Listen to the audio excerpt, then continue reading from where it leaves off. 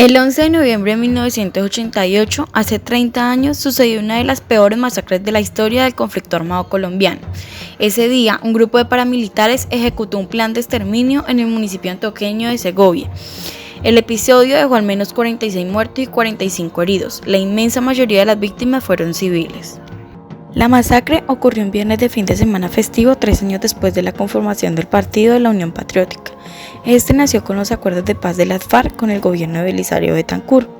A este movimiento se le unieron líderes sindicales, defensores de derechos humanos y colectivos sociales. La UP ganó la alcaldía de Segovia y de 6 a 10 curules del Consejo Municipal en las elecciones de 1988. Esta victoria política incomodó a Fidel Castaño, terrateniente de la zona, quien había jurado vengar la muerte de su padre ejecutado por las FARC. Castaño conformó un grupo de hombres armados y atacó Segovia.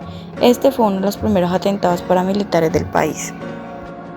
Financiados por el narcotráfico, los paramilitares tuvieron acceso a armas, uniformes y entrenamiento militar. Llegaron al pueblo con listas y ejecutaron asesinatos selectivos de personas desarmadas.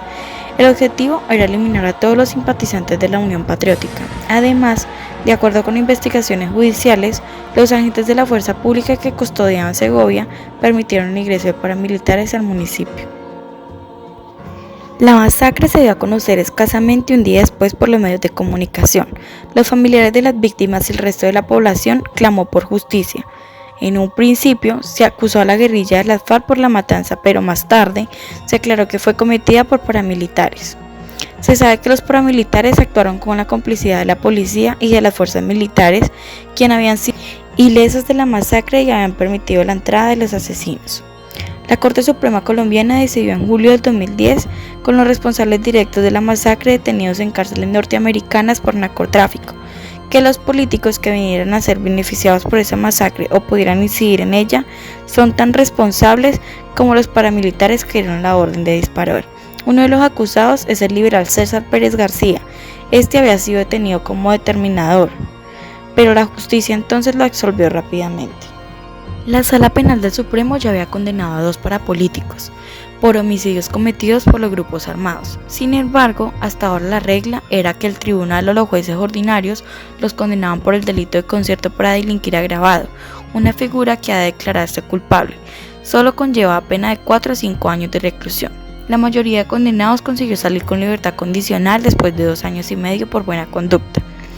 Pero ahora, gracias a la nueva posición de la Corte, las reglas cambiaron para todos. Aquellos políticos que financiaron, apoyaron y hasta participaron de la guerra de los paramilitares, la Corte estaría diciendo que todos los que tenían alguna posición de poder, aunque sea intermedia, en los aparatos organizados que fueron las Autodefensas Unidas de Colombia, eran responsables de las desapariciones, los desplazamientos y las ejecuciones extrajudiciales ante la justicia.